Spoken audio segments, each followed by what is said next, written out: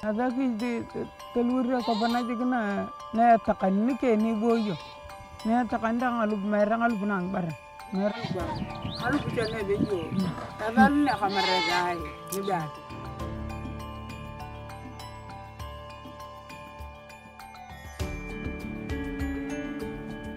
Nyarta ngakro. Ada kanya kai. Boyo na ko tikana. Itong nanya wekin ti kapana. Wekin turba kapana ko tere. Ako longo ana ikin arba kapana. Edi ana idin tuang akro tukana. Idin tuang akrang tukana. Nei jaka rak netana kopakai kanya miru.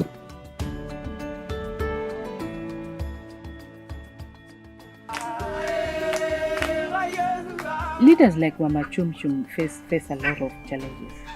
Where the Turkana woman is viewed as subservient, she should be seen and not to be heard. So you cannot talk about land. You wait until the wazays or the elders have made a decision, then we can tell you what we've decided to do.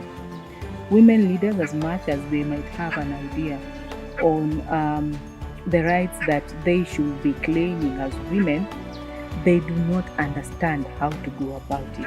The procedures at times are lengthy, adversarial, and very unfriendly.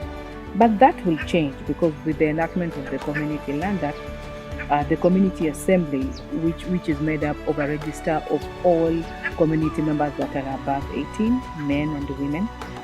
So in essence, very soon, women in this community will be having a say. They'll just not be rubber stamps to certain decisions that are made without their consent and involvement.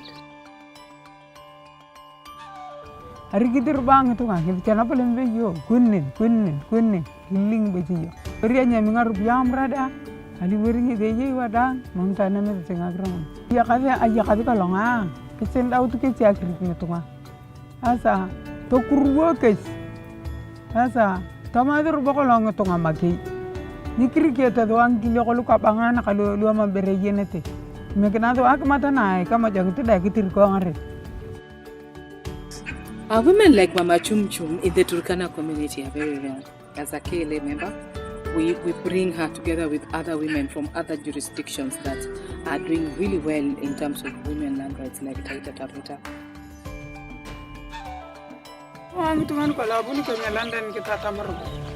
Anyor mo kita kau ni arai community ni aja kan. Nara kinto tu ang kita tamar tang nano ko labo ni kanya London. Itu bukan tu ang kita. Pangan apa kalau bukan negara mana gitu. Ane bunyi kaya London ni. Kita ada orang orang tu kenal. Atau mari, malu gua, iya dijar tu mangal. Arang gitu lu, arang dijar tu. Arang alu lu, arang dijar tu.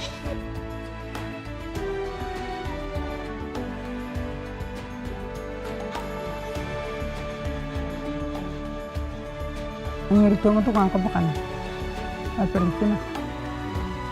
Ngare ko katarang karun ngari atol ta ba kani BBC terura kadisi atama nagnadi kerai kitu sa mutangan mutungan tacam na tangan ona ngadi kerangan kama to kana gitu apa tengre yang lu kala won to tira berita lo madai ko kaya yanan kedong akang mongla to pedong gitu na to kana gitu ngana marake dikeci na mutukan hulu kita tamala tatamia wala telwer boy bita kita ka makrona li magni aga chata mar to ba ke kona tol bater ke kona patukara ilo barada potor baje kona poter ayang adange ari kitike chata wala panan karata joka kan tungalia kanya London ki no tudu ang kartada ekira ko panak padena dang tunga dang yote ko la cha yini atamaran ka ko pakana ekira atanya na tor bag mai lok mai ngkar ko kata markana dai ngaragna do anakna tende.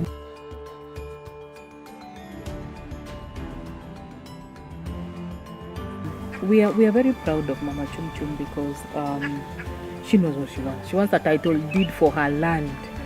And it's great that whatever impartation we've been doing for such a long time, I can see it's starting to bear fruits. If women, lay women like Mama Chum Chum, can actually identify and claim her rights.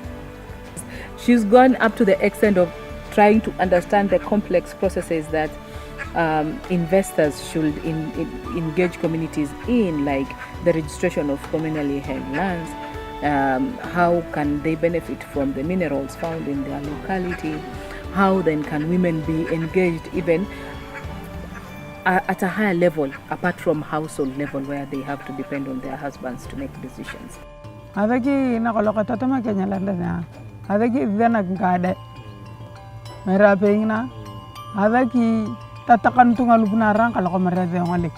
Atala karikini jigi akam guni ba Kenya landa. Na takanna tunga lubala kamera karaya yomur loya. Kara loya. Kara yam. Good morning, ladies and gentlemen. Thank you all so much for making time to be with us here this morning. The conversation we are about to have is so timely and so necessary. And it is based on building a pro-women business and land ownership environment. And basically the discussion will be around the prevailing and pandemic era needs and vulnerabilities of women who own micro and small businesses, who seek land ownership. And we will also brainstorm strategies to create a more enabling and supporting environment that address these particular challenges. Well, my panel has been introduced, but I will also ask them to reintroduce themselves as we go along. I would like to start, first of all, by introducing Mucha Mlingo, who is joining us virtually. Mucha is the KEPSA Gender Sector Chair, and she will, is she online?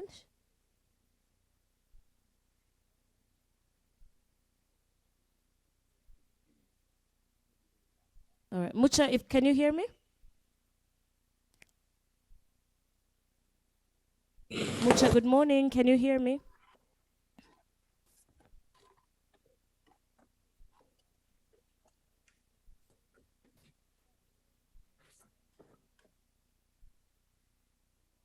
All right, super.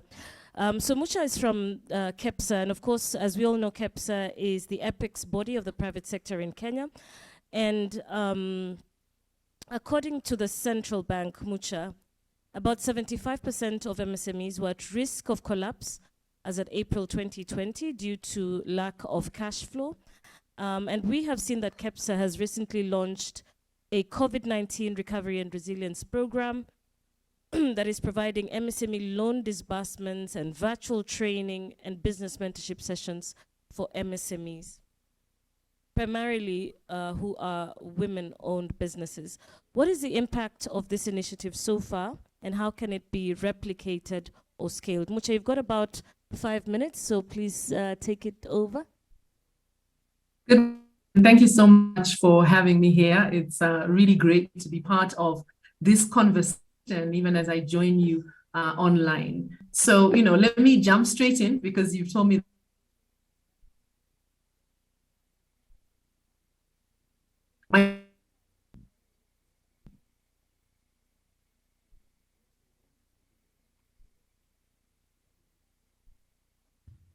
Mucha, could you increase the volume on your laptop if you can?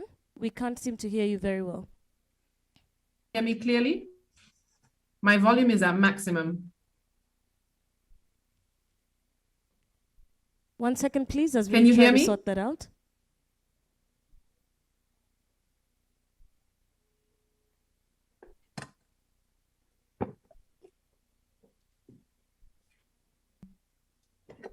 Could you say something? Yes, testing 1, 2, 3. Oh, perfect, perfect. Testing 1, All 2, right, 3. did you get my question? Perhaps you can... I question loud and clear. Yes, All right, thank you. absolutely. So we can hear you great now. You can begin. Thank you. Thank you very much for having me here, and I'm happy to be participating in this conversation, this very important conversation. As I think, the COVID-19 Recovery and Resilience Program is a joint effort by KEPSA in partnership with the MasterCard Foundation, aimed at supporting women and youth-led or owned MSMEs whose operations had been adversely affected by COVID-19 by offering a free, interest-free financial support facility and providing free business skills, training, and mentorship. These are some of the areas we saw during the pandemic where most women and youth-owned businesses were negatively impacted. So the first is financing. Initially, the program targeted 400 businesses for the interest-free loans of up to 1.5 million Kenya shillings, repayable within 6 months. Over 700 applications have been received as at September 2021, out of which 106 MSMEs benefited from loan amounting to million shillings.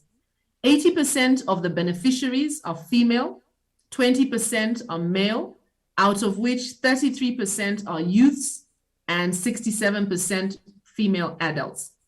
57% of the loan beneficiaries are from Nairobi County, followed by Kiambu at 7%, Nakuru at 6%. The loans were disbursed to diverse business sectors, with the largest being the education sector at 25%, followed by wholesale and retail at 19%, and manufacturing at 7%. And 51% of the beneficiaries' businesses were below 5 years old, and 32% were between 5 and 10 years old. So that's the first part of the intervention, which was providing finance. The second part of the intervention was the training and mentorship. And the main objective of this was to support businesses, or is to support businesses to build the necessary skills to navigate the pandemic and enhance their resilience.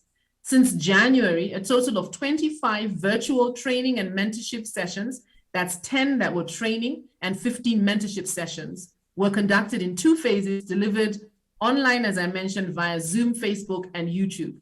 The training sessions really spoke to the different areas of building resilience within businesses, and the mentorship sessions were with business owners who have achieved levels of success, sharing their experience and their journey as they have built their businesses. The sessions benefited 9,286 participants, and that's 3,841 unique participants from diverse economic sectors across the country. 59% were female, 41% male, while 54% were youth and below the age of 35. The sessions covered different topics, including marketing, e-commerce, business finance, for example, grants financing, financial management, entrepreneurship, and customer relationship management. And the trainings were done by industry experts from different areas of specialization. And as I mentioned, the mentorship was done by industry leaders from leading organizations in Kenya. We also partnered with key organizations to offer training on key areas of opportunity, such as the Business Registration Office, Business Registration Services Office, on how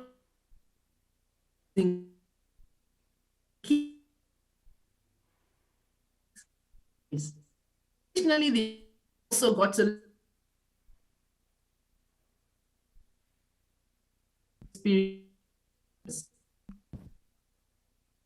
The program was so far benefit, of which 74%.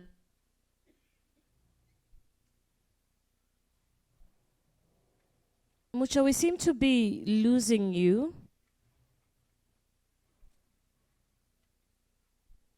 Recording in progress. 13 businesses were given an opportunity to pitch their investment opportunities, to pitch their business for financing. And 9 have ongoing engagements with the investors. 1 $5 US in her business. In addition to all of this, KEPSA has created an MSME Day, which now club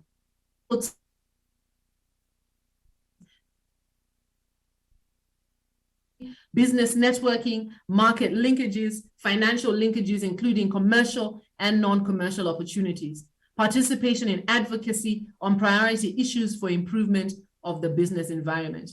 And as KEPSA, we are open to expanding the reach of these programs to more SMEs across the country and to support even as we move forward. And I think we don't call it life after, life with COVID. As the chair, I'm really delighted to this that we've achieved with this. And I'm even more delighted because it's not at an end. This is just the of the initiatives that have been rolling out. Thank you. All right, thank you so much. Let's give a warm round of applause to Mucha. Quite a lot there being done by KEPSA, especially for women. As we have heard, she says 80% of the recipients of the COVID Relief Fund was actually women and 33% of them were youth. So an incredible job being done there by KEPSA to ensure that small businesses stay afloat, especially during this pandemic era. I'd like to now welcome Professor Tabitha into this conversation. Professor Tabitha Kiritinganga is a professor of economics in the School of Economics at the University of Nairobi, specializing in international trade, gender, and socio-economic issues. Thank you so much for being with us this morning, Prof. Your academic work focuses on trade, gender, and socio-economic issues. Perhaps you could tell us, according to your research, what are some of the possible solutions that the Kenyan government, the civil and private sectors can adopt to create a more supportive environment for women entrepreneurs? Thank you, Terry. I hope everyone can hear me. Yes, I think I need to add to my name, because generally my name has been mispronounced, let me say, because it's Tabitha Kiriti-Nganga. Because Kiriti is the most important person in my life. That's my father. So, and I never want to forget that he's the one who gave birth to me. But before we go to the solutions to the issues or challenges that women face in business, we need to understand the why. Because as a researcher, before I offer solutions, I need to know the reason as to why the situation is as it is. So that we need to look at the challenges that women face even before they start a business. And one of the things that we know is the majority of the women in Kenya are what we call, they live below the poverty line. And statistics actually show that in Kenya, 4.1 million women live in poverty. Live in poverty compared to 3.7 men who are in poverty. Secondly, we also know that women are also time poor. Now, when you talk about time poverty, it means that women have got very little time that they can use in business. For example, a man and a woman can actually start business at the same time. But a man will be able to open their business at 8 o'clock in the morning. But most times, a woman will find themselves opening their business at 11 o'clock. They've already lost a number of businesses, a number of people who would have maybe visited their stores, but they were not there. Why? Because gender norms are such that they confine the woman to doing more or less like the housework, everything else apart from their business. That's the way society has actually put women in that particular box. So secondly, we also find that when it comes to work, very few women are participate in the labor force compared to men. Secondly, you'll also find that 44.2% of females work part-time, meaning that the rest of the time they're actually devoting to household chores, compared to 28.9% of males. And now when it comes to businesses, you'll actually find that in Kenya we have 4.4 million SMEs, small and medium enterprises, and majority of these, and remember we are talking about small, a majority of these are women-owned. And now when it comes to farm ownership, 52.5% are male-owned compared to 47.5% males. Now when I talk about farm ownership, it includes both large and small enterprises. But when it comes to small, micro, and medium enterprises, these ones are mainly owned by women. Now, as the first speaker has mentioned, that most of the women, most of the women are actually impacted negatively by COVID-19. We just finished some work funded by the WTO Chairs Program. And let me also say that I'm the chair of the WTO Chairs Program in Kenya. And we had a webinar yesterday chaired by the WTO Secretariat in Geneva. And that study found that most of the women's businesses have actually not gone back into the system. Most of them are actually dead, and it will take time for them to bounce back. So the question is, why are women businesses suffering the same? And we also say, as you said, that women, when it comes to land, we've seen them, the research has actually shown that only 1% of land titles are owned by women. 5% are co-joined, meaning that 94% of land titles are owned by men. So that we are actually starting on an equal ground.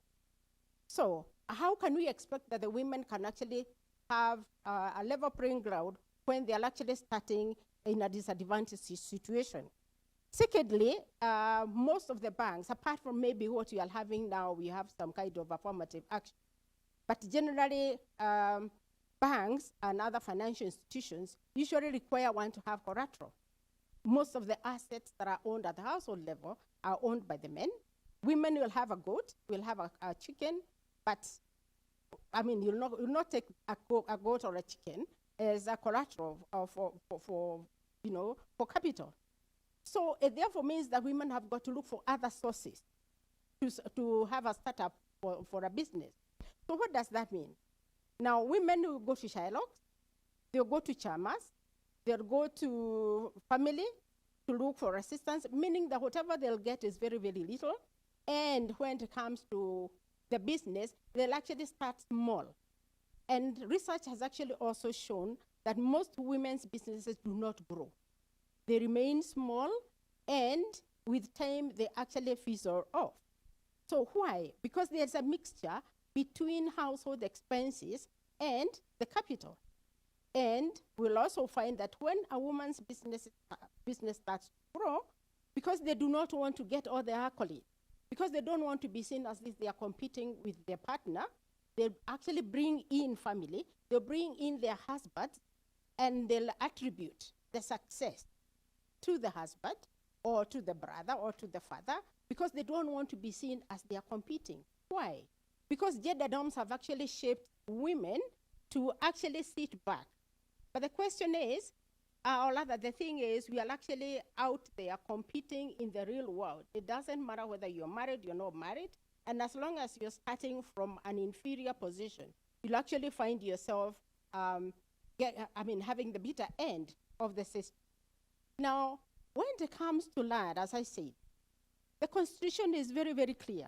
The Constitution is very, very friendly, that women can actually inherit their father's land, they can inherit their spouse's land, and so on and so forth. However, the situation on the ground is very, very different. Why? Because the Constitution has not actually been accepted as it is by most families, that where women have got to weigh, do I claim my right to inheriting my father's land, or do I disturb the peace? Now, when you try to claim your right to land, what happens? Gender-based violence, not only from society itself, but from your siblings, generally the male siblings, because as long as you're a woman, you're supposed to inherit where you're getting married. But who said that where you're getting married, there's land anyway? And even there, I mean, it is not generally accepted that you'll inherit the land. It is your male children who actually inherit that land. So the thing is, women find it very, very difficult to actually even start the business because of, the underlying situation. The environment is hostile. Now, when it comes to trade beyond the borders, very few women participate in international trade. They'll actually concentrate on domestic trade. They'll concentrate in the nearby market. because they want to be nearer their home. They don't want to be seen as if they are going far, because they'll even start being judged. You're spending so much time out there. How much time are you spending with your children? How much time are you spending with your family? But that question will not be asked the men. Now, when it comes to cross-border trade, we'll find that most businesses, women in cross-border trade are usually the majority, trading in very small items.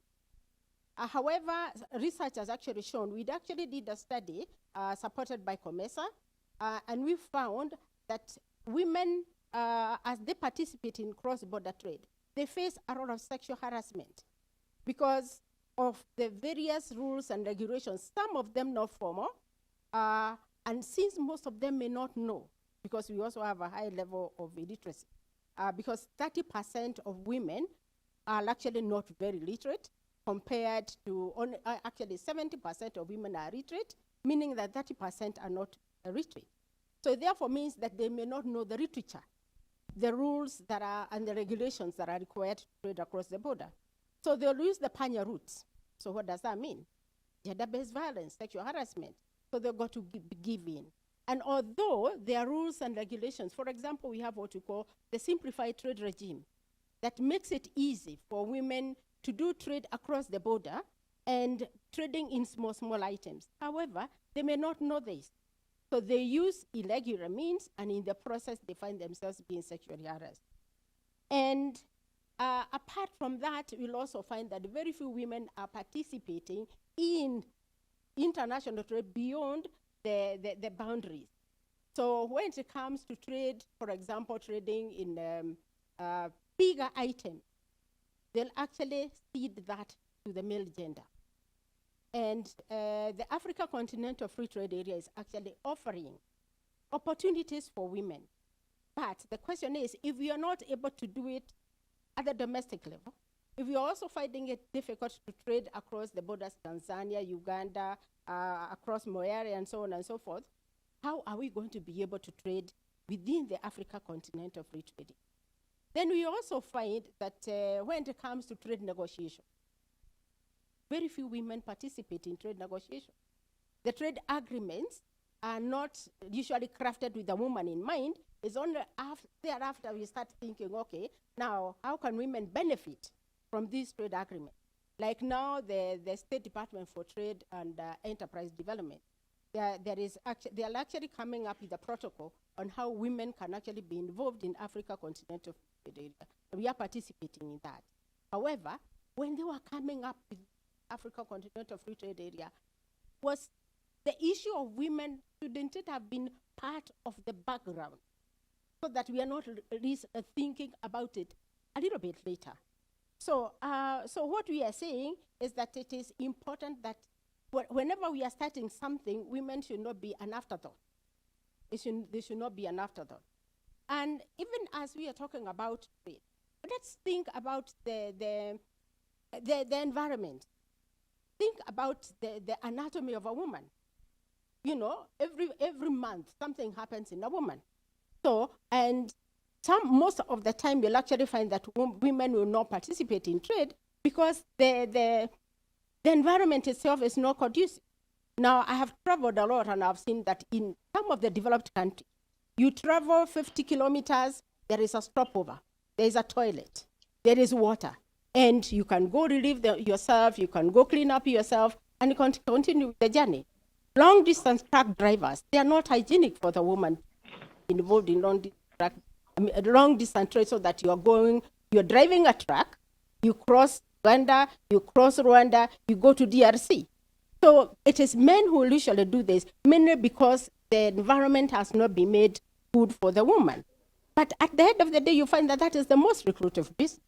So the women will actually concentrate on small business, which at the end of the day brings very little to them.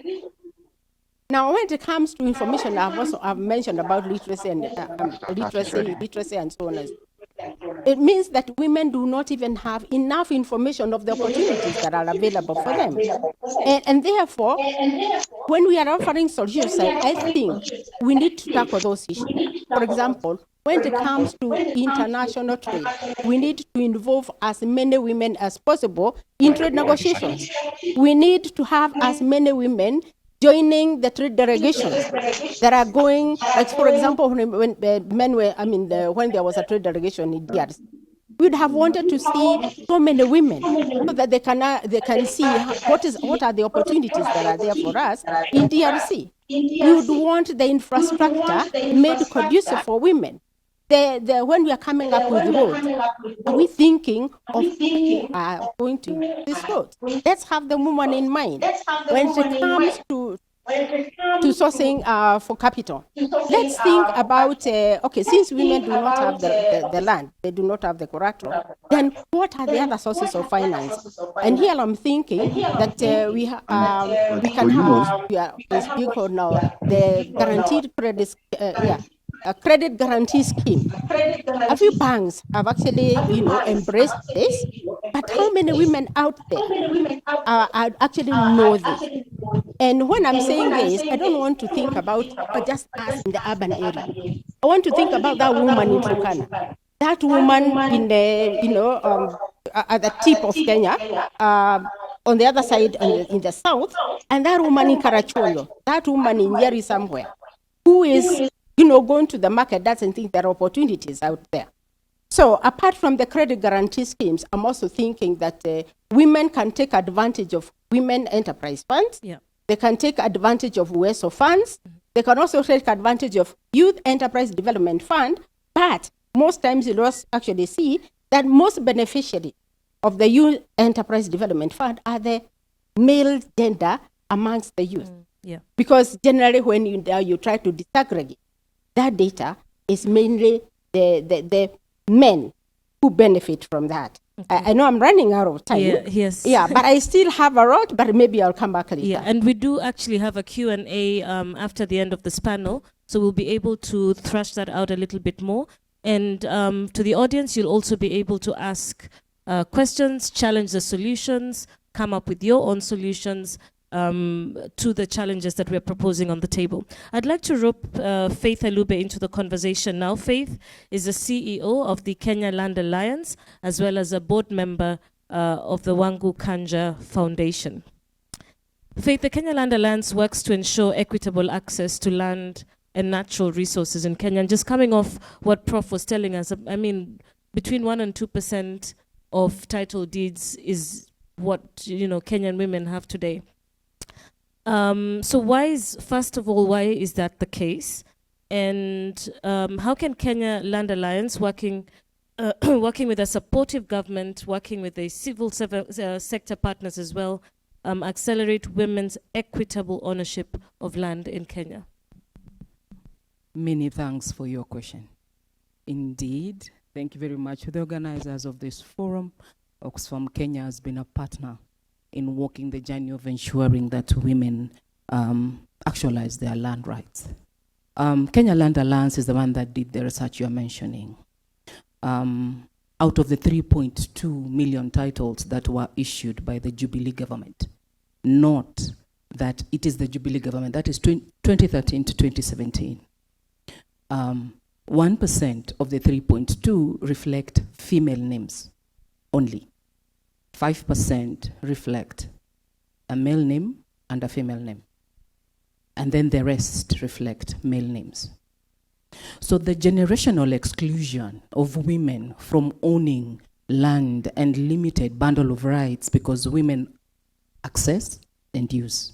Women don't own and control. So they have limited bundle of rights. The generational exclusion of women can be traced. It's a colonial legacy, whereby the eldest male member in a family was deemed to represent the interest of families. So in essence, women came under the eldest male in a family. And there are a number of challenges that we can attribute to that. The first one, and I think Prof alluded to it, is the multiplicity of laws. For instance, if I'm a woman, my grandmother back in the village, if she wants to claim her rights, for instance, she's living on land that her husband maybe died 10 years ago, And she's been using that. In fact, before I come to the challenges, why does it matter? Why should women own land? I think before we come to the challenges, let's talk about why does it matter. Research has proven, if you look at the Landesa website, you'll see a very simplified slide. Research has proven that women who have land, they have better decision-making power at household level and in community spaces. Women who own land, as Prof has alluded to, they can be able to use it as collateral. Not only in microfinance situations, but they can lease. Right now, apart from leasing and getting some income out of it, thus improving your household economy and food security.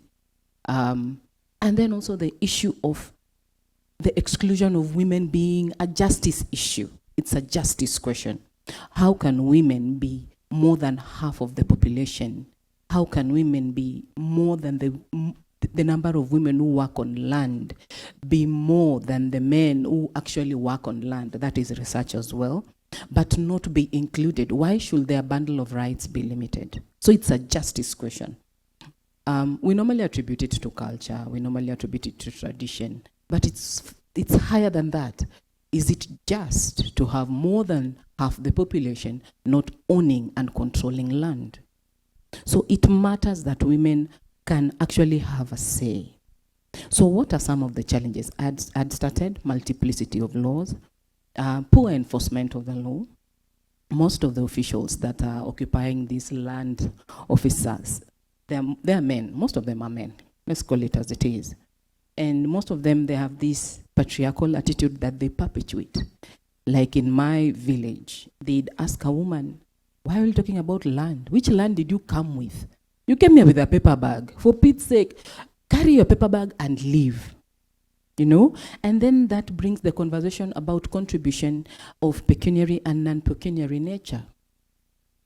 The third challenge has to do with the culture and patriarchal nature of our societies.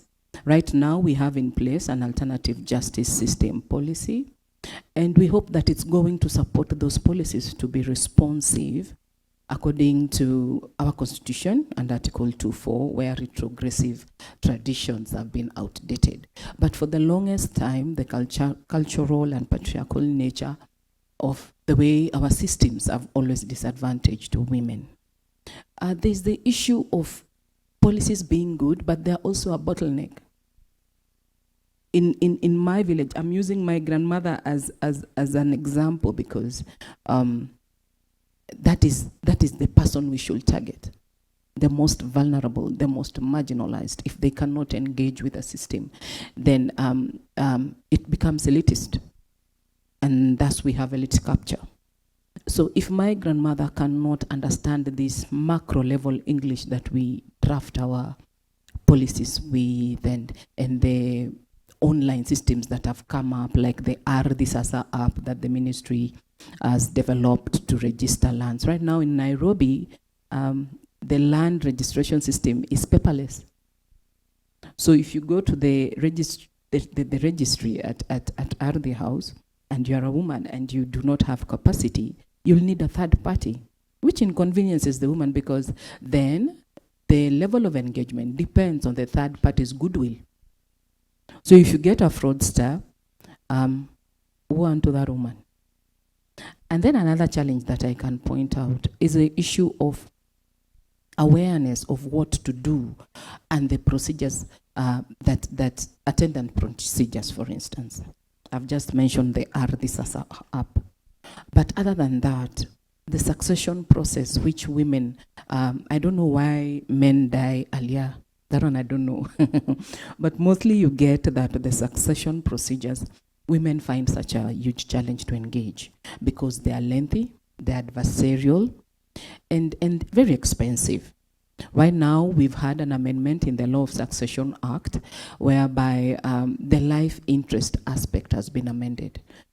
Before the amendment, the man, in case of the death of a female spouse, a man could move on with the property and marry and continue, with the property, the matrimonial property they acquired with the late wife. But a woman couldn't. in case of remarriage, your children then took over the property. But that one is being amended. I think even the process is concluded.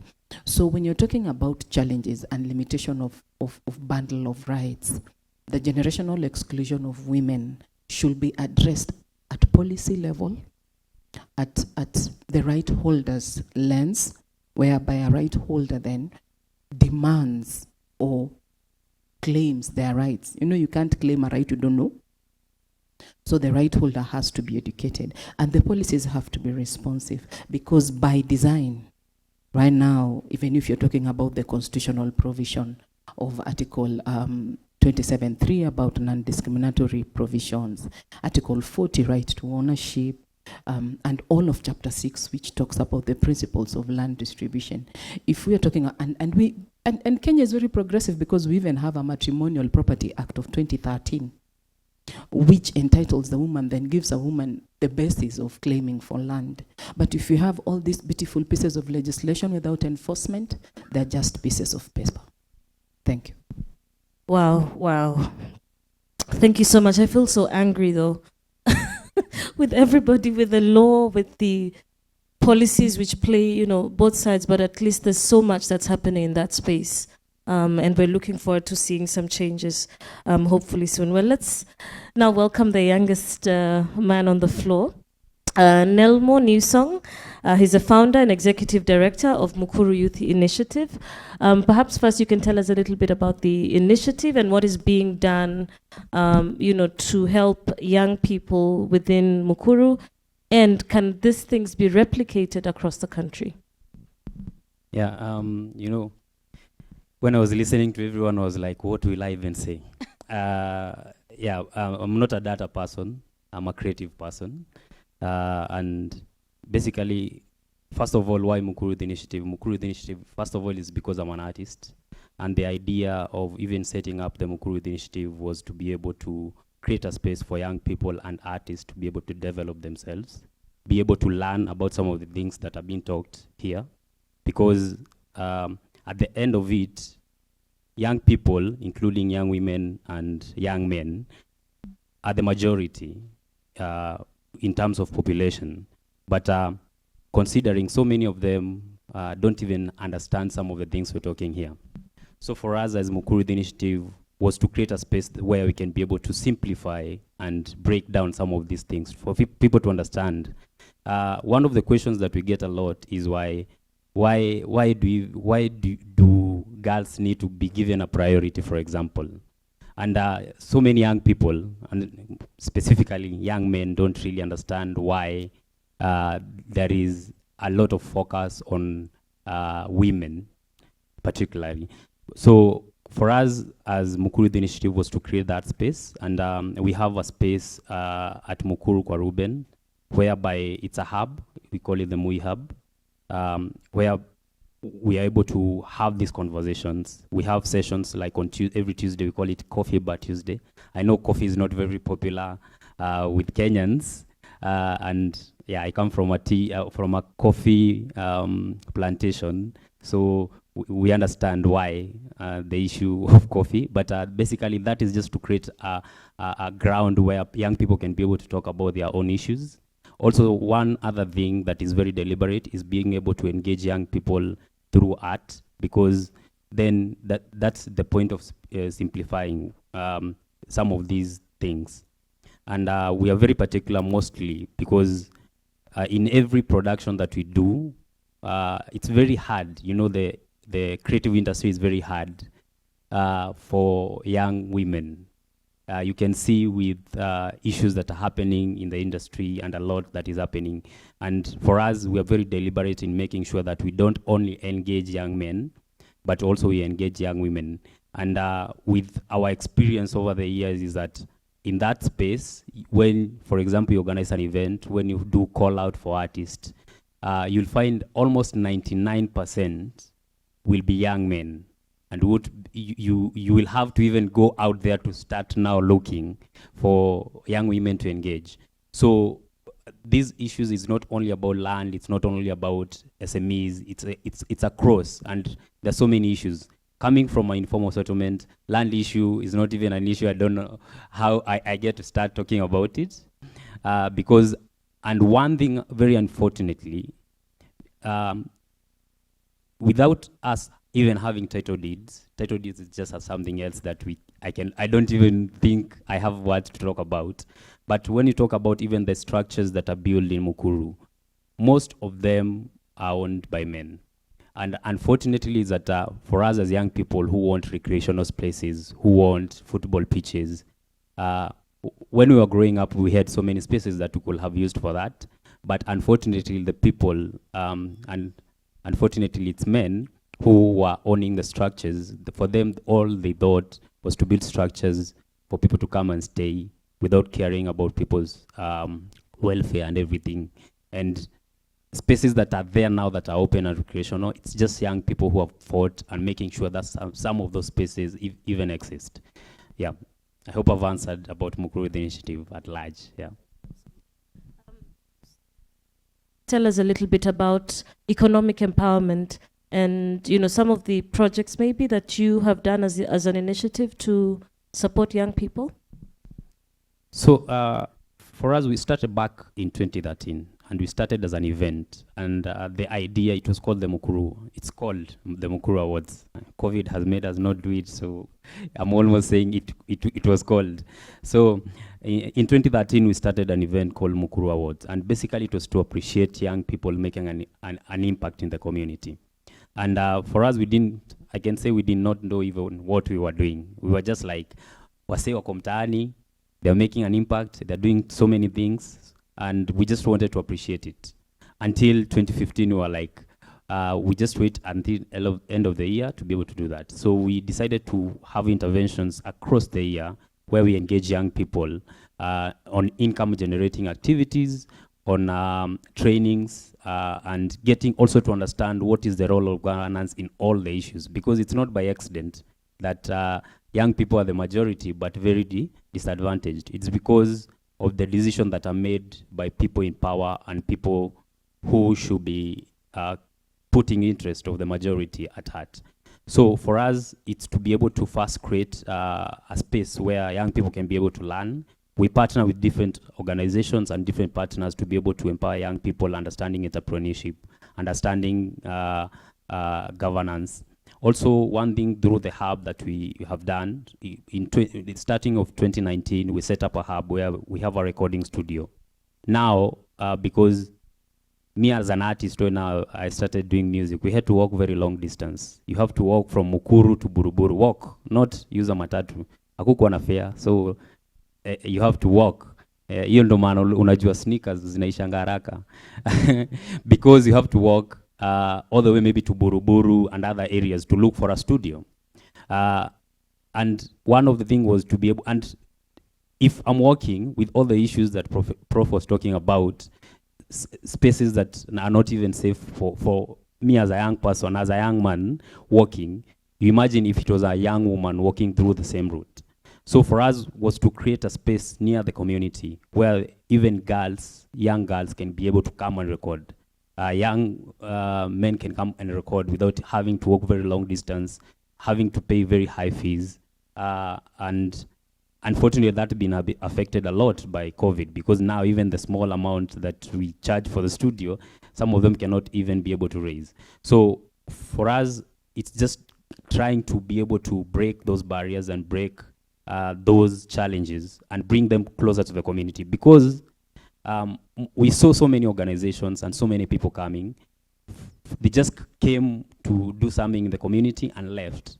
There was nothing tangible in the community to be able to have that impact at a very near place. So sometimes, yes, you'll be told, yeah, we have a studio at Power 254, but even transport to get there, it's too far. So for us, it's to be able to see how do we able to bring this back, and it's through exposure, because young people lack a lot of exposure. So, but when you go to these other spaces and you see this is what other people are doing, it's easier to bring them back home and be able to implement. Yeah. Wow, thank you so much. And as you spoke, I couldn't help but think about something the professor had raised earlier about when these decisions are being made in the boardrooms. So later on, yes, how do we help the women? But are the young people actually, thought about when some of these decisions are being made? Perhaps when we do open up the conversation, we can touch on that as well. I'd like to welcome Gasham Otachi, who's joining us virtually. Gasham is the chairman of the National Land Commission. Good morning, Gasham. Can you hear me?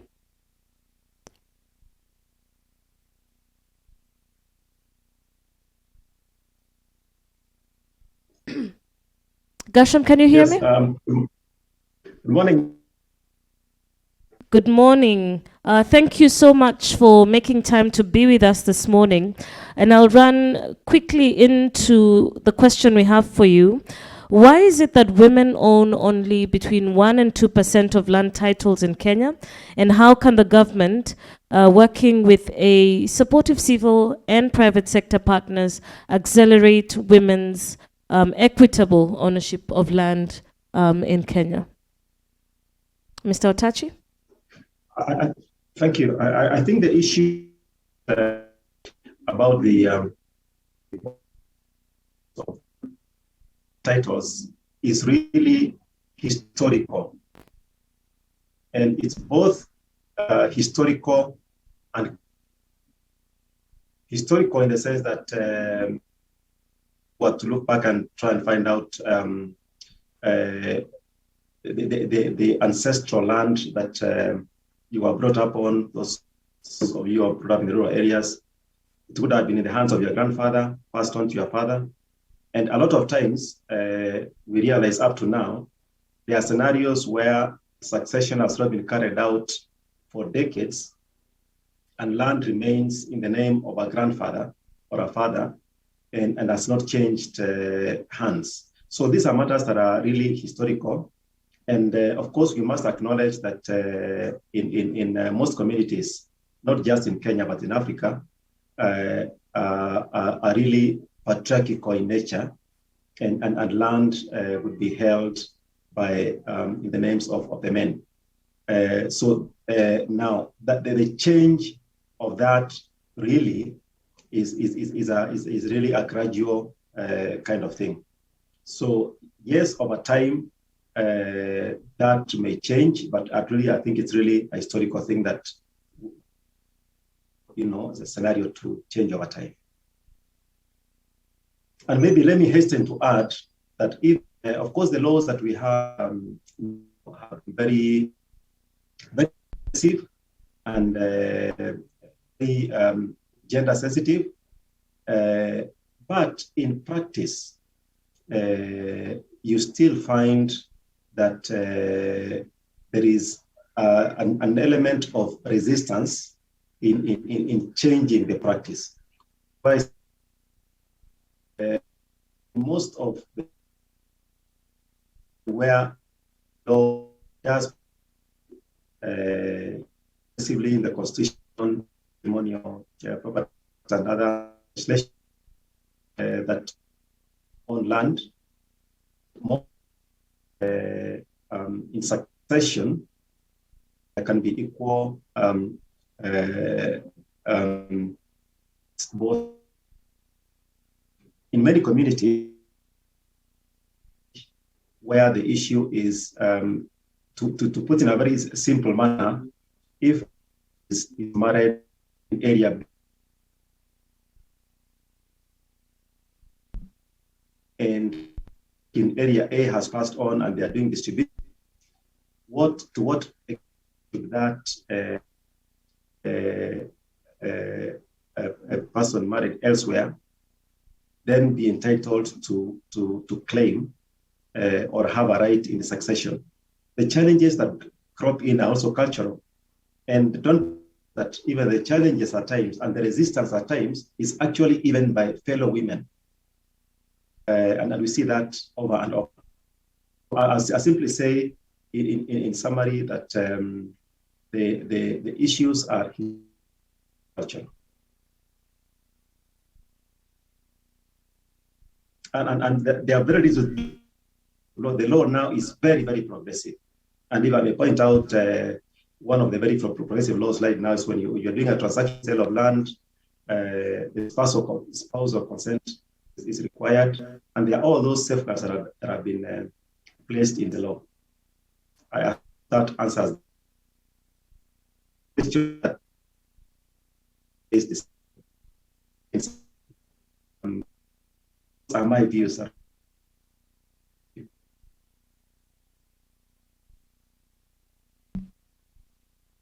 All right, we seem to be having some technical challenges with Mr. Otachi, but Faith, you'd like to add something to? Yes, allow me to add on what Chair has spoken about, just to give land that economic justice angle that we are talking about today.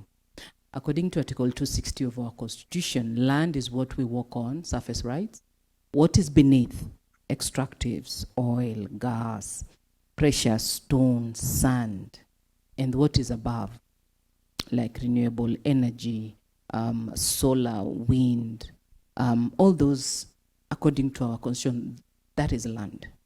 So when you're talking about the economic aspect of land, women are the small-scale miners in most areas. If you look at the environment that those women work in, they are still exposed to very harmful chemicals. We do not have a formalized way of approaching the small-scale mining industry in Kenya yet.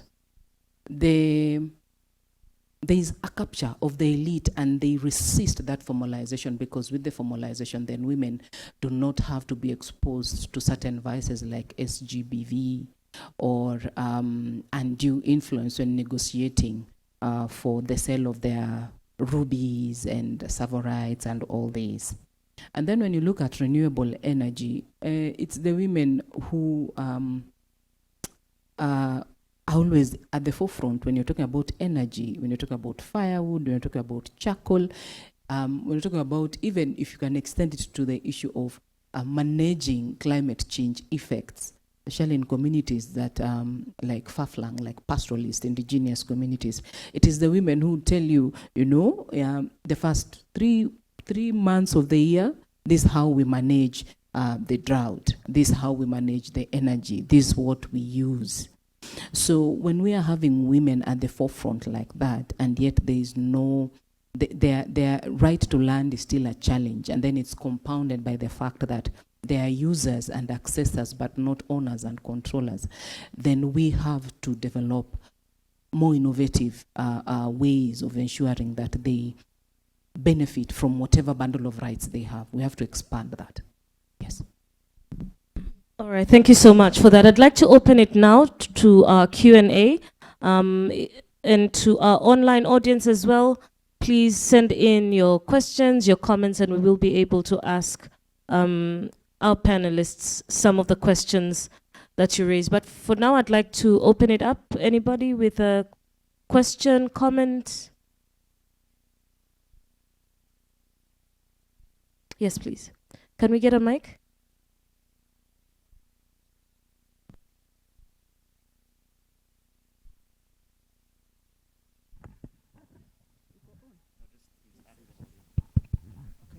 Good morning. My morning. name is Njeri Rugena. I'm a journalist, but not quite practicing in the newsroom. But I'd like to give a comment on something which I think is very important that he has said and they are working on. The fact that many young people today keep questioning why there's so much attention to women and not boys and men. So I think it's very important that they keep on working along those lines, because it is important for people to understand why there is that perceived concentration or over-concentration attention on young women and women in general. Keep it up. Thank you, Njeri. Yes, please.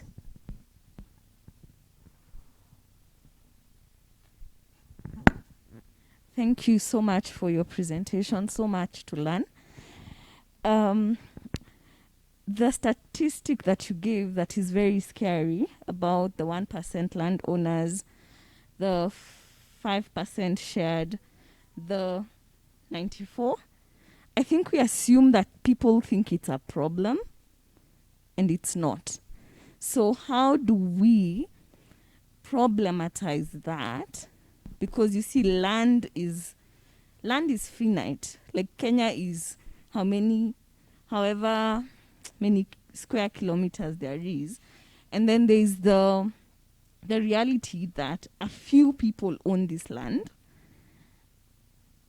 And then in those a few, women now, in what is available, women don't have access to that. So what do we do with that knowledge? You see, we come here thinking that people think inequality is a problem. For many, it isn't.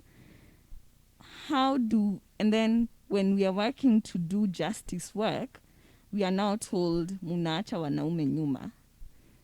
Yeah? So, yet nothing is changing. This statistic has been the same the whole time. Nothing has changed. But then there's a huge fight to now say that we are equal. And so I'm thinking of, we have an equality illusion without equality, because now girls are going to school, because girls are doing this, they're doing that, but yet we still don't have these things. What do we do about that? Thank you very much. I didn't get your name, but I agree with you. Yeah, Carol. Yeah, I agree with you. Kenya Land Alliance has existed since 1999 to just convene actors that work on land justice. And women land rights has been one of the key issues that we've been pursuing. You can imagine since 1999 until 2009, that's when the National Land Policy was passed. And that was the first policy to acknowledge that actually women have to own and control land. And then the 2010 Constitution, which I've spoken about, and it needs a lot of interpretation because we need third parties to interpret some of those provisions. When you're talking about inequality being a problem and not being a problem in some instances, I think as actors, we should not accept that. Inequality is a problem in every sense of that word. It is a problem, especially for a generation that is coming, and I'd just like to comment about the youth as well. Intergenerational conversations that are taking place should point out at discriminatory practices and inequalities that have been made normal. And I'll give you an example. There are communities I work with. There are women who are married by money. I want to take it so basic so that you understand there are people who don't think it's a problem, but it is. There are women who are married and the dowry, for instance, 10 cows, each cow is 10,000. That is 100K, right? If 10 cows walk into the home that they are married into, that woman is more treasured than a woman whose dowry is given in cash. Yet it's the same value. And when her husband died and he had 2 wives, and one was married by money and another was the cows walked in, the one whose cows walked in has a higher privilege than the one who was paid for money. That is an inequality. So basic. And yet that community cannot recognize that inequality. But how then can we change that? Apart from the usual awareness that we do, we need to simplify the context so that women are being spoken to in their own language, in their own spaces, at their own level. Number 2, we need to make some of these policies women-centered. When a chief, I'm giving very basic example, when a chief organizes a meeting at 8 a.m., how many women can attend such a meeting? So that is leaving women out of planning meetings at local level. Women would attend a meeting from 11 a.m. They've fetched firewood, they've taken children to school, they've cleaned their compounds. Then from 10 a.m., 11, women will attend such meetings. But a chief, if they organize a baraza that makes a decision at 8 a.m., that basic, it is an equality and women, ignore that, but it is an equality that communities are accommodating. And that is one of the things Kenya Land Alliance tells chiefs. If you want women to be part of this process, and they have to be part of that process for the process to be just, organize these meetings during a time that women can attend. But most importantly, the figures that Kenya Land Alliance was able to derive from the registry in the ministry, because those 3.2 titles, the ministry is the one that gives titles. It's not NLC. Those figures as caring, because it is only 2013 to 2017. So before then, it was the elite that could own land, but it still was in the name of a male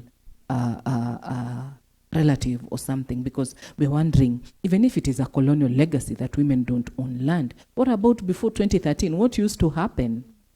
And I'm told that elite women own land, but how many Kenyans can say that this woman is elite and this is not? Because that is not representative.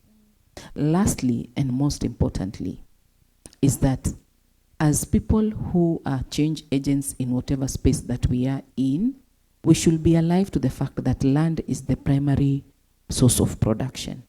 So as we talk about men, women, youth, we cannot ignore the mischief that at times exists in the system. And I'll give an example. Prof alluded to it. The FTAs that have been negotiated that will take place, that will hold for the next 25 years, affect 60% of those foreign trade agreements are based on agriculture, small-scale agriculture. So for the next 25 years, people are being affected by a trade agreement that they were not part of negotiating. And we've said that women are the majority workers on these agricultural farms that we see. Small scale, all that. So we have work to do. We really have work to do. We have to hold the government of the day accountable, because it's just lack of political goodwill. Thank you. Thank you so much. I want to believe Gershom is still with us online. In the spirit of holding the government accountable, I would like to ask a question to Mr. Otachi. Gershom, are you still with us?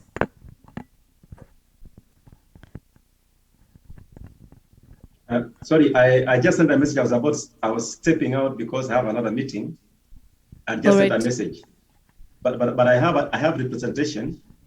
There's one Elijah Letangole, one of members of our staff, and our commissioner is joining you soon. I had indicated that I will not be available beyond 10:30. But maybe if it's a matter I can quickly answer as I step out.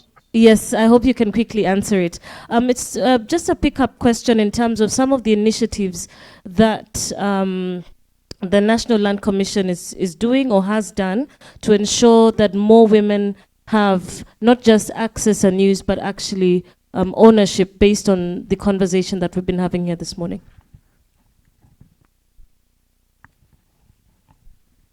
Okay, maybe very, I would say very broadly, because some of these issues are issues of policy and the implementation of policy. But in some of the activities we're involved in, like acquisition of land for projects, because we deal with that. When we are doing the inquiries and public hearings, we do ensure that we get representation from the public, and the public participation is as engaging as possibly can be. And then all the issues that can be raised with regard to the women's interests in the land we are acquiring and paying for are taken into account. Now, the Commission is also tasked with allocating public land upon request by the county government mainly, and through the issue of planning and now the formal request to allocate. We do notices, as the counties do, to the public, and we have public participation in all that. And in this, we try to ensure that we encourage women participation. We hear their voices and take that into account when land is being allocated. As I said earlier, of course, there are historical issues that are not easy to change, that will take time. But as we are moving forward in terms of allocation of land at our time, then we take that into account. But maybe as a parting shot, I mean, those are just examples, but maybe as a parting shot before I leave, I did hear a comment about about about the role of women in certain leadership areas. But I would say at the national level, it's important to recognize that the head of the ministry, the cabinet secretary, is a woman. And a lot of the directors in that ministry are women. Now, coming to my own institution, the commission, half the commissioners are women. And historically, there have been changes here and there, but historically, close to half the directors are women. What am I trying to say is that we actually have women at the helm of the leadership in the land sector. And that is not something that should be taken lightly. That we should be able to appreciate that we indeed, as a country, have placed women at the very top in terms of decision making in land matters. So with that, I hope I am free to leave. Yes, you are. Thank you so much, Mr. Otachi, for joining us this morning.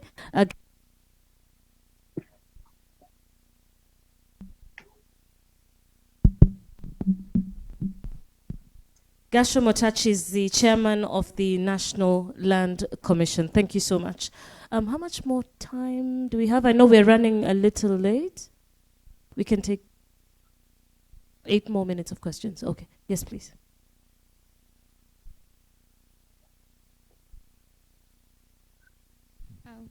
Thank you, Terian. I think I want to bring in a perspective. I know I may be jumping the gun for another session, but I think it's important because you're raising a land question. I have a benefit of working with women who are in an emerging space, almost like setting up women discovering that space as a business. This is childcare. Women who are running daycare centers, who traditionally remove them from schools, who have a structure that exists. So these women, mostly in the informal settlements, and I would love to echo what he just said, in the informal settlements, it's chaotic. The land issue is definitely worse than anywhere else. And the issue that I want to bring to attention is you're starting to encourage women to tell them, look, you can run this as a business, and it can be an income generating. Be an entrepreneur. Don't just pick children and stay with them in your house, 3 or 5 of them, but think of it, grow it so that it can earn an income. But largely, and all the conversations we've been having with these women, one of the biggest issues is really the issue of ownership of land, because through that then they can't access credit to expand. But more so, we also have the very basic issue of the landlord, of spaces they rent. Women have been complaining perennially that, look, even if I wanted to improve this space and make it lucrative and attract more business, the moment I improve this room and build a partition and put up color and paint the walls, the landlord will either raise my rent or will tell me, now this place looks, it's attracted traffic, so it's time to move and go start elsewhere. What am I saying? So basically these businesses will never grow. In that sense, the requirement by law, by registration, I think the informal schools in those places, primary schools have a need to have a lease of a minimum 8 years. If you were to look at some of these, what you call the daycare centers, even if I was to look at an ECD center, the years are 2 to 3 years. So minimum lease, anyone running that space will need maybe 3. Unfortunately, even the law is not clear. It's part of the things we are having discussions around, because even that space of what is the lease for someone running a childcare, since it's not even recognized anyway, it's still a very informal space. So this, that space is not, a landlord will wake up in the morning and tell you get out.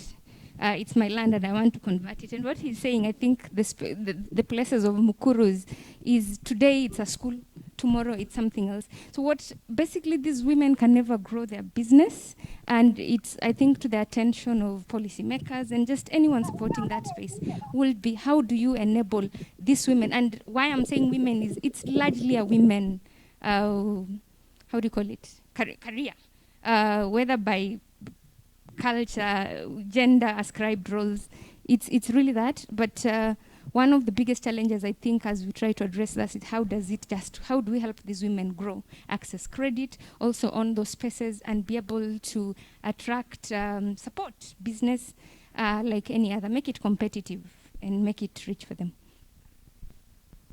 All right, just before we take another question from the floor, I'd like to invite Mucha Mlingo back. Remember, Mucha is from KEPSA, and she had joined us earlier on in the conversation. Mucha, if you're still with us, I'd like to ask you about how some of the initiatives that KEPSA has come up with can be scaled or replicated in different parts of the country. Thanks, Terianne. I hope you can hear me loud and clearly. Loud and clear. I just wanted to add to the earlier point that was made around, the challenges around land ownership and, the conversation about women being in places where decisions are made. I just wanted to contribute to that and really mention how important it is for women to take up leadership roles and for us to support women to do so. Because as the earlier panelists have both mentioned, when these decisions are being made and women are not there, they are made without women in mind. And yet, if women are sitting around the table when these decisions are being made, serving on boards, for example, in leadership roles in organizations, then they can speak to those nuances that are, they are well aware of as the decisions are being made. So I just wanted to add to my contribution to that thought.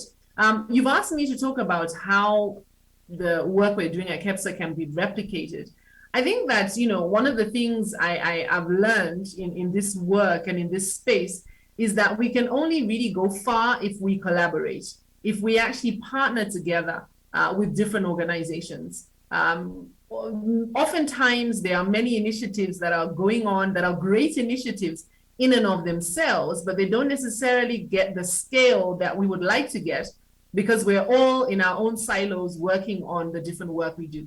And so at KEPSA, we really encourage all stakeholders to join with us and collaborate with us so that we can work together and scale the different things that we're doing across the country. So I think for me, my response is really to just make sure that we collaborate with each other. Again, just adding that as a private sector, it really is our collective responsibility to ensure that women's rights on land ownership and business operations are maintained, and to ensure equal income generation among all genders, which will reduce the poverty of women among society. And we all know from the data that when women own, when women are financially stable, it doesn't just impact them as individuals, but it impacts the community. And so there are a number of solutions that we suggest as KEPSA that would enable this to happen. I think the first is financial support. One of the main challenges affecting women in business is access to finance. The individual who asked the question and was speaking around women in the slums and those maybe who are having spaces where they're looking after children. The idea is that we need more women to be financially empowered so that they are able to buy their own spaces. And so a conversation needs to be had around this whole, around the financing that is available for women. I know that there are very many financial institutions that are now, going out of their way to build financial products that are specifically targeted towards women who may not actually be landowners at current. And so more needs to be done to support women so that they can then have the financial wherewithal to actually buy the spaces that they are operating in, whether it's land or whatever the business they're doing. We also need continued training and mentorship, provision of various business development programs, workshops, that will challenge women business owners to remodel and position themselves as efficient business owners so that they can grow their businesses. This mindset that, I can only remain small. We need to do work around building the capacity of women to see that they can grow their businesses, and those businesses can become bigger. We also need to, do the work of advocacy. And again, as I mentioned in response to your question, Terry-Ann, this is where we need to work together.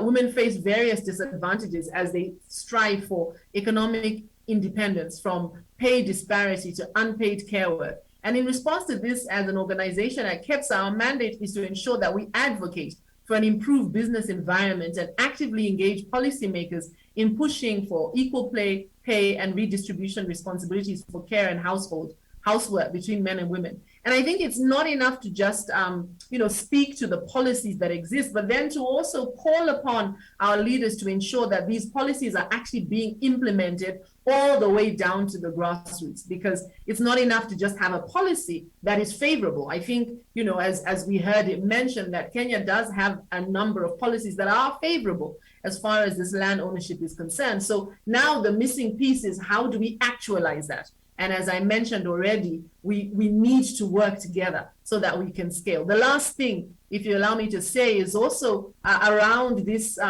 increasing scourge of gender-based violence and sexual harassment. This is a conversation that we need to continue having so that we can sensitize, individuals around the fact that, because gender-based violence is also another thing that is holding women back. And the solution, again, is their economic independence, because often a woman stays in a space that is unsafe because she is not able to stand on her own 2 feet economically. So I think for me, it's really important that we hold hands together and work together so that we can actually scale the work we're doing. As the African proverb says, if you want to go fast, go alone. But if you want to go far, go together. So as KEPSA, we call upon all stakeholders to collaborate with us so that we can ensure that we are rolling out all these different programs that we roll out beyond, Nairobi and its environs, to reach as many women as possible. Thank you, Terry-Ann. All right, thank you so much. Unfortunately, due to time constraints, we will have to come to an end of the Q&A specifically, but I will just welcome my panelists to give a closing snapshot. And as you do that, just very quickly, 2 minutes each, talk about your solution and how do you see Kenya looking once that solution has been achieved? Let's start with you, Prof. Yes, thank you. I've really enjoyed what is coming from the panelists, what is coming from the floor. It's really very, very exciting. It's very, very important that we consider these things, not just talking about them in seminars, webinars, boardrooms, and so on and so forth. We actually need to go down to the grassroots. We need to sensitize people at the micro level, because as has been said, we have very, very good policies. The Constitution is very, very women-friendly. However, the ground is very, very different, as they say. So we need to sensitize not just the women, because you sensitize the women, and then when the woman tries to claim that right, then she faces gender-based violence. So we need to sensitize not just the women, but the men. We also need to have women leadership, not at the macro level, not in boardrooms. We also need to have women leadership at the grassroots level, because those are the ones who will actually be able to sensitize their fellow women so that they can as well claim their rights. Secondly, I think the issue of women not participating in so many things because they don't have the time, because of care work, as has been said. Now, care work takes most of the women's time, and they're not able to do what I would call, quote unquote, productive work, work that earns them an income. And most of these women could be, not single mothers, they could be single mothers, single parents. So they have everything, they're not relying on anybody else. So essentially, we need to make it possible to change gender norms so that it is not just the work of the woman to look after children. The men actually are the ones, like I said, I have my father's name. So how much time did my father spend on me? How much time did my father cook for me, change my nappies and everything else? So we also need to sensitize both men and women that looking after children is both, it's for the both of them. It is not just a woman's issue. And as such, we also need to create a space where men will actually feel safe, where men will actually feel comfortable, that it is, nobody is feeling that I've been sat on by my wife or whoever else. So apart from that, we also need to go beyond, build capacity on women, women business owners, so that they are able to grow their businesses and not have that mentality that I'm supposed to have a small business because that is what society expects of me. We build capacity on what is required to build a business. What are the opportunities? And as such, women need to, when we are building capacity, we need to have information, knowledge.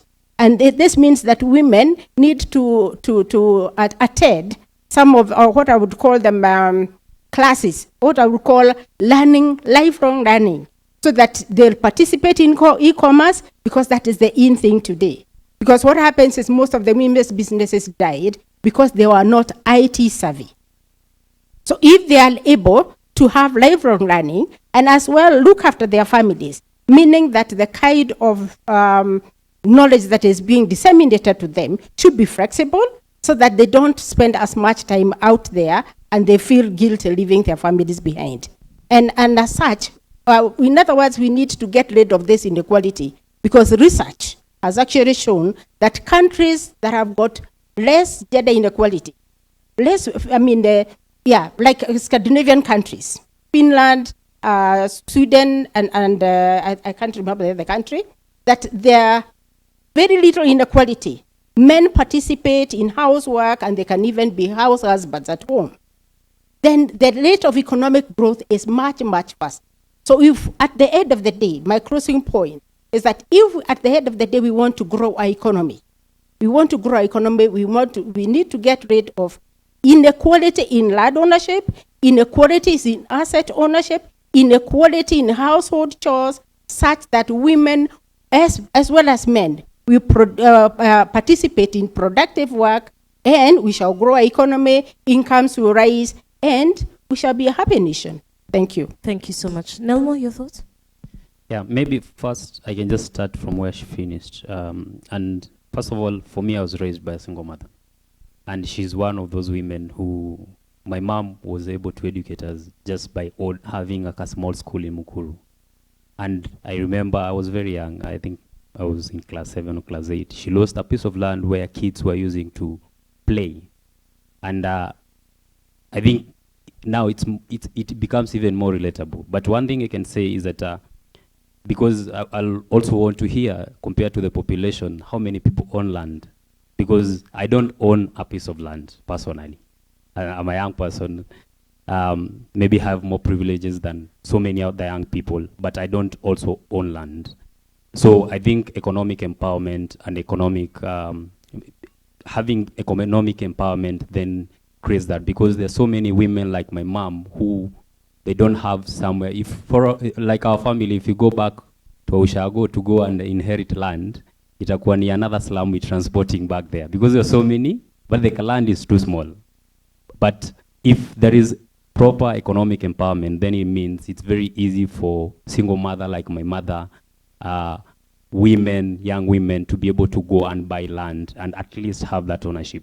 So the solution we may have so many policies, but interventions that are able to at least have that tangible solution into issues of land ownership, because all of us, even before we get to the issue of women, all of us as Kenyans are disadvantaged on issues of land ownership. That's why somebody will wake up today and go and demolish houses for 40,000 people living in Mukuru, and for us we just see it as a normal issue. It's because the land inequality issue is not just an issue that is only around the issues of women, but it's an issue that is across all Kenyans. And if we are not willing to be able to sort that, then it will be even a more uphill task to be able to sort the issues of women land ownership. So it's a conversation for all of us. It's a conversation for young people who, compared to elderly women, young women, I believe maybe it's even less than 1% who own any piece of land, or even zero. So it's a conversation for everyone, cutting across and making sure everyone is involved in the conversation using different mediums, because if I came here with my artist sitting here, maybe there'll be the people going to look where tea is being served, because maybe the conversation and the statistic is too hard for them. But if that conversation is had on an area where they can be able to relate with it easily, and it's easier to be able to push that conversation. Yeah.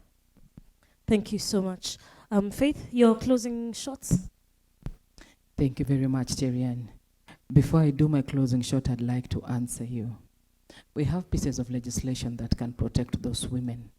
And being indigent women that live in low-income areas, we know that low-income areas in Nairobi are colonial legacies.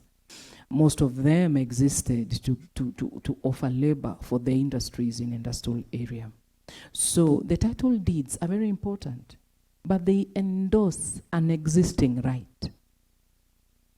So I normally tell communities, you can pursue title deeds, they're very important, but they are endorsing an existing right.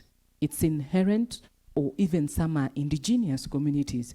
So you should not let that paper stand between you and asserting your right to your habitat. And then to my closing shot. And we're available. I'm very available to help process that. To my parting shot, I'd like to say land is that's why countries are colonized, because land is the primary source of production. So we are not going to be able to sort it out once and have this perfect world. But what we can do, we can make our lives better by working together, as it's been said. And we work together by ensuring that we reduce the silos. As we speak right now, every other ministry has a small component of encouraging women to be economically empowered, thus fragmenting the discourse. We need to find a way of making this discourse make sense in one line, let me say. And I'll give an example. The Ministry of Trade has that component, Ministry of Land has that component, Ministry of Infrastructure has that component. So we are working in silos, thus defranchising communities. Number two, as a way of just making our world better, is ensuring that policies serve us. Policies are made to serve communities, but communities have to demand for the rights and entitlement in these policies. So how do we do that? You cannot stay at the periphery and hope that faith is going to demand that right for us. Communities should not, in fact, women should not abdicate their right of oversight to NGOs, to the media. Women have a right to oversight, to ask their mutu wetu, what about this? What about that? What about this? We should not forget that politics, land is politics, resources is politically disseminated. So we should not stay at the periphery. Let's try and enter those spaces. Then lastly, the idea of women occupying some of those spaces, and as Chair said, that women occupy some of those spaces, then why are we still saying that we are discriminated against? It's because there's need for an attitude change. In order to do that, women, we have to work together. We are change agents in the spaces that we occupy, but more than that, a woman, for instance, a lawyer like me, can work with another woman who has different specialty, so that we work in a multidisciplinary, multisectorial manner. Thank you very much. Wow, thank you so much. Join me in thanking our panelists. Mucha, is Mucha with us online for her closing shot? Kindly, Chair. Terian? Yes. Hello. Yeah, my name is Letangule Elijah from the National Land Commission. Yes. We have with us one of our commissioners, Commissioner Tia Galgalo, and she would like to give her remarks also on behalf of the chair, of our chair who's just left us. I hope that's okay with you. Yes, that's all right. Let's keep it as brief as possible, kindly. Okay, so proceed to invite her.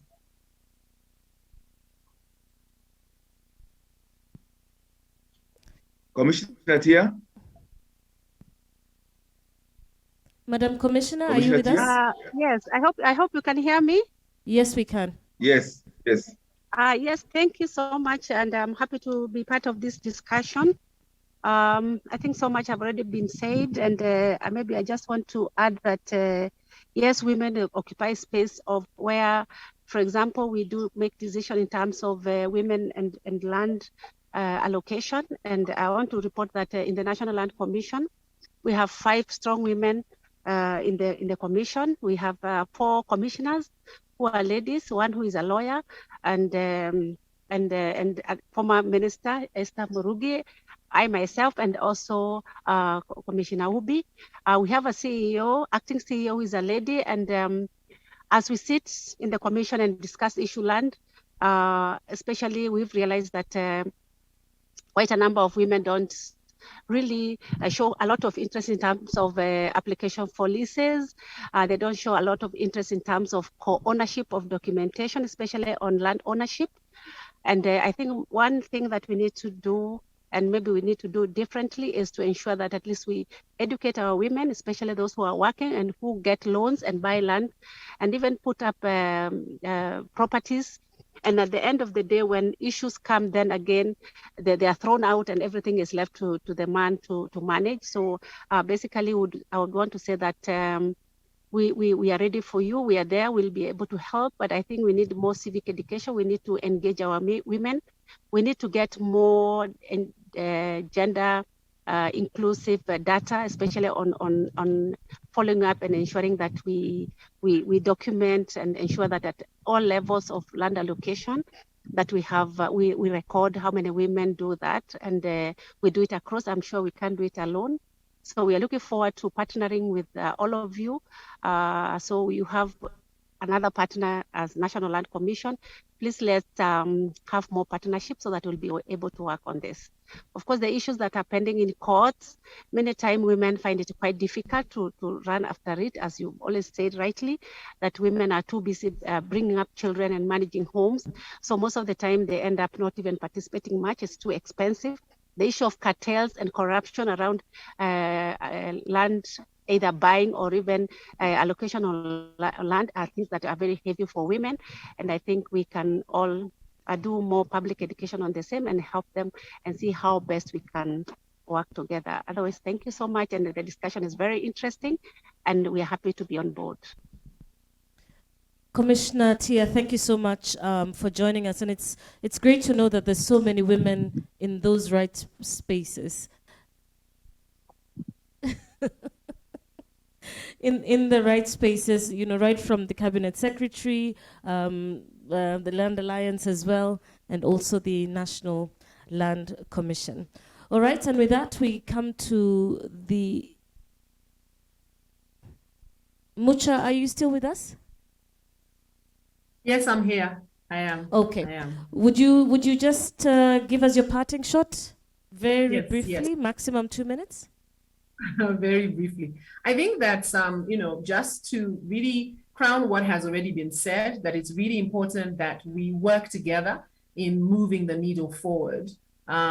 We must make sure that we collaborate so that gender mainstreaming becomes a reality. Gender mainstreaming does not only aim to avoid the creation or the reinforcement of inequalities, which have an adverse effect on both men and women, but it also implies analyzing the existing situation, identifying inequalities, and developing policies that aim to redress these inequalities and undo the mechanisms that actually cause them. And it's for this realization that KEPSA established and strengthens the Gender Sector Board that I lead, with a mandate to spearhead, coordinate, and champion private sector diversity and inclusion advocacy initiatives to enhance gender responsiveness. I'm really excited that we're working towards launching our private sector gender mainstreaming policy, which is really around you know, what we can do to actually move the needle forward. So as KEPSA, we stand with all the organizations that have been part of this conversation today And we look forward to collaborating so that we're having different conversations in the future, and we are celebrating the fact that milestones have been reached and more women actually own land. Thank you very much, Terianne. Thank you so much, Mucha. And with that, we've come to the end of this session, which has been a discussion around building a pro-women business and land ownership environment. I'd like to thank my panelists, and do join me in thanking our panelists this morning, Professor Tabitha Kiriti-Nganga, Faith Alube, CEO Kenya Land Alliance, Nelmo Newsong as well from the Mukuru Youth Initiative. Joining us online, Mucham Lingo, KEPS Agenda Sector Chair, Gasha Motachi, the Chairman of the National Land Commission, and Commissioner Tia, also from the National Land Commission. And with that, I'd like to thank each and every one of you who has been part of this conversation, both physically and online. My name is Terianne Chebet. Asante sana, and enjoy the rest of your day.